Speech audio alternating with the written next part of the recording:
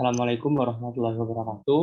Kami dari kelompok 3 ingin mempresentasikan materi metode dan strategi sampling mikrobiologi sumber daya perairan yang dijelaskan oleh pemateri Butiwit Widowati.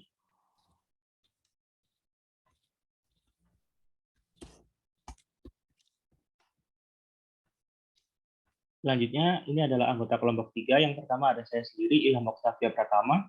Yang kedua ada Lintang Adi Mawarti. Yang ketiga ada Lara Aulia Fitri. Yang keempat ada Arya Pratama Yuda Handoyono. Yang kelima ada Dewangga Paramandana Raharjo. Dan yang terakhir ada M. Raffi Aditya Sunoto. Berikut adalah perencanaan pengambilan sampel, meliputi tujuan pengambilan sampel, kedua alat pengambilan sampel yang sesuai, ketiga metode analisis, keempat pemilihan teknik sampling, kelima jumlah, volume, dan jenis wadah sampel, dan yang terakhir ada waktu, lokasi sampling, dan jenis sampel. Yang pertama ada tujuan pengambilan sampel. Tujuan pengambilan sampel atau sampling adalah untuk memperoleh gambaran deskriptif tentang karakteristik unit observasi yang termasuk di dalam sampel, dan untuk melakukan generalisasi serta memperkirakan parameter populasi. Selanjutnya ada persiapan pengambilan sampel. Yang pertama yang dibutuhkan adalah peralatan, lalu ada wadah sampel. Yang ketiga ada bahan pengawet jika diperlukan. Lalu selanjutnya ada prosedur atau SOP pengambilan sampel. Dan selanjutnya dokumentasi dan personil. Selanjutnya ada alat pengambilan sampel yang sesuai. Yang pertama terbuat dari bahan yang tidak mempengaruhi sifat sampel. Yang kedua mudah dicuci dari bekas sampel sebelumnya. Yang ketiga mudah dan aman dibawa. Yang keempat sampel mudah dipindahkan ke dalam wadah penampung tanpa ada sisa bahan tersuspensi di dalamnya. Yang kelima kapasitas alat tergantung tujuan. Lalu selanjutnya ada jenis alat pengambilan sampel. Untuk alat pengambilan sampel sederhana, itu bisa menggunakan botol atau ember plastik yang digunakan pada air permukaan secara langsung, atau botol biasa yang digunakan pada pemberat. Lalu pada alat pengambil sampel secara mendatar digunakan untuk mengambil sampel di sungai atau air mengalir dengan kedalaman tertentu.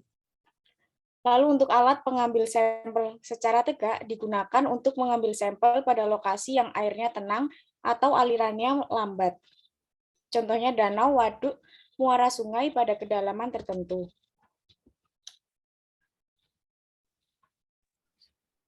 Selanjutnya, jenis alat pengambilan sampel air. Alat pengambil sampel pada kedalaman terpadu untuk analisis zat padat tersuspensi atau untuk mendapatkan sampel yang mewakili semua lapisan air. Yang kedua, alat pengambil sampel otomatis yang dilengkapi pengatur waktu dan volume yang diambil. Digunakan untuk sampel air limbah atau sungai tercemar dengan periode tertentu. Yang ketiga, alat pengambil sampel untuk analisis gas terlarut yang dilengkapi tutup. Alat dapat tertutup setelah terisi penuh. Yang keempat, alat pengambil sampel untuk analisis bakteriologi. Botol gelas yang ditutup kapas atau aluminium tahan terhadap panas dan tekanan selama proses sterilisasi.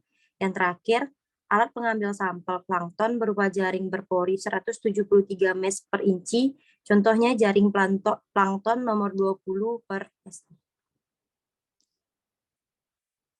Next.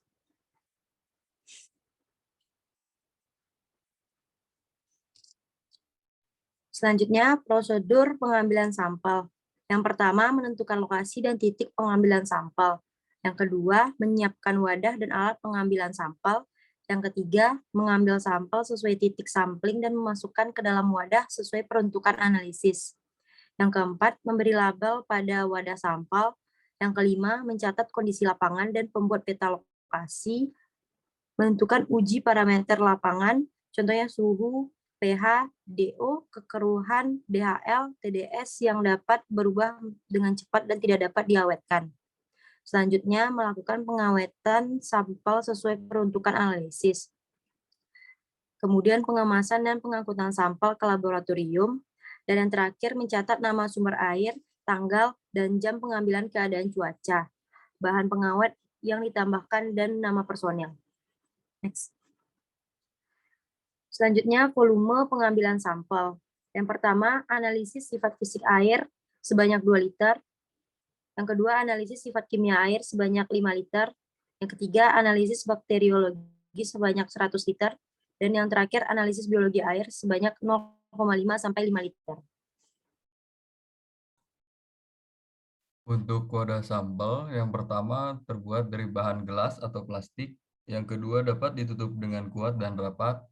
Yang ketiga mudah dicuci. Yang keempat tidak mudah pecah. Yang kelima wadah sampel untuk pemeriksaan mikrobiologi harus dapat disterilkan. Yang keenam tidak menyerap zat-zat kimia dari sampel. Yang ketujuh tidak melarutkan zat-zat kimia ke dalam sampel. Dan yang kedelapan tidak menimbulkan reaksi antara bahan wadah dengan sampel. Next. Waktu pengambilan sampel dibagi menjadi 2. Yang pertama survei pendahuluan dan yang kedua data kualitas air. Yang diantaranya yang pertama, sungai tercemar berat. Pengambilan sampel dapat dilakukan selama 2 minggu sekali dalam kurun waktu 1 tahun. Yang kedua, sungai tercemar ringan hingga sedang. Waktu pengambilan sampelnya 1 bulan sekali selama 1 tahun. Yang ketiga, sungai alami belum tercemar, yaitu 3 bulan sekali selama 1 tahun. Yang keempat, danau atau waduk dapat diambil sampel selama 2 bulan sekali selama 1 tahun. Dan yang kelima, air tanah. Pengambilan sampelnya dilakukan selama 3 bulan sekali dalam kurun waktu 1 tahun. Next.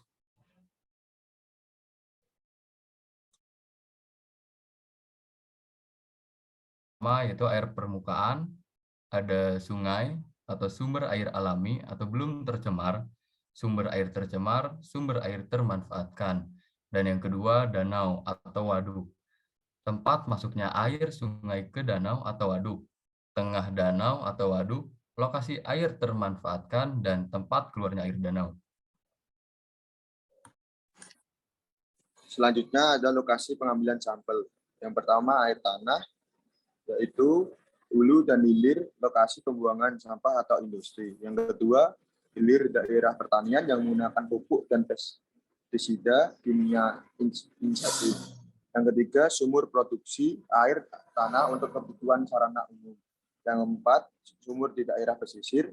Yang kelima, sumur pengolah limbah bahan beracun dan berbahaya atau B3.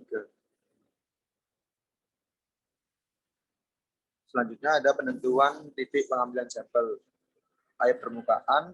Yang pertama ada danau atau waduk yang di dalamnya ada kedalaman kurang dari 10 m. Sampel diambil di 2 titik pada permukaan dan dasar danau atau waduk. Yang kedua kedalamannya 10 sampai 30 m. Sampel diambil di 3 titik pada permukaan, lapisan termoklin dan dasar.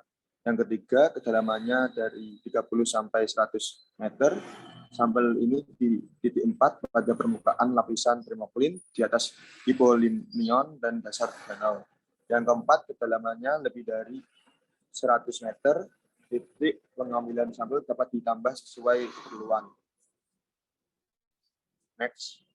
Selanjutnya ada penentuan titik pengambilan sampel air tanah. Yang pertama ada sumur gali, yang dimana kedalamannya 20 cm dan pagi hari. Yang kedua, sumur bor, yang dimana keran atau mulut pompa keluarnya air setelah air dibuang selama 5 menit.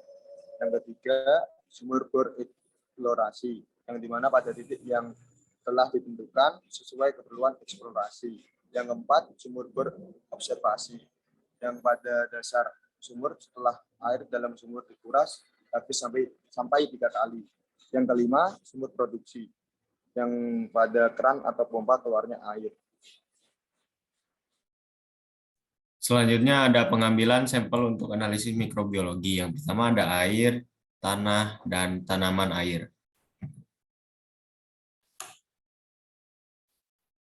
Pengambilan sampel plankton.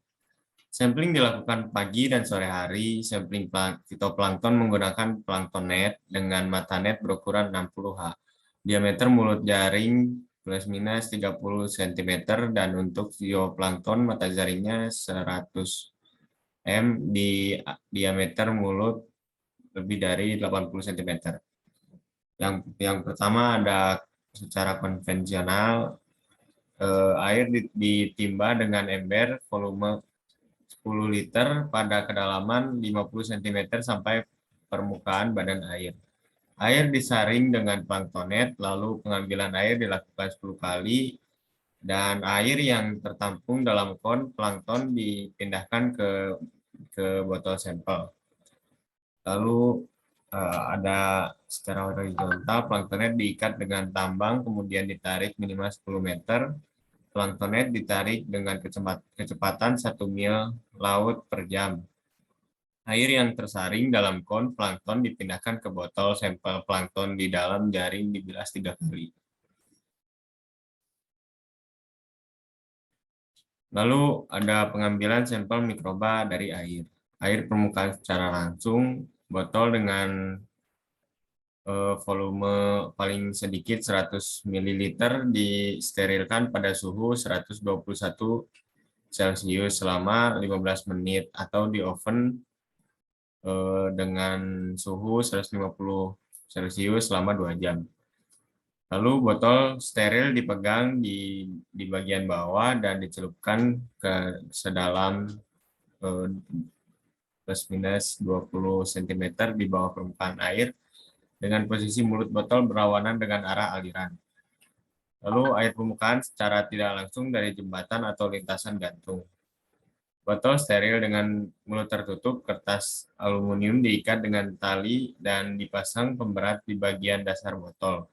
Lalu kertas aluminium di bagian mulut botol dibuka dan botol diturunkan ke dalam permukaan air.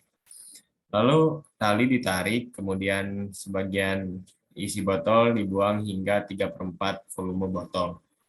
Lalu bagian mulut botol dibakar, kemudian ditutup kembali. Sekian yang mungkin bisa kelompok 3 sampaikan. Mohon maaf bila ada kesalahan kata. Wassalamualaikum warahmatullahi wabarakatuh.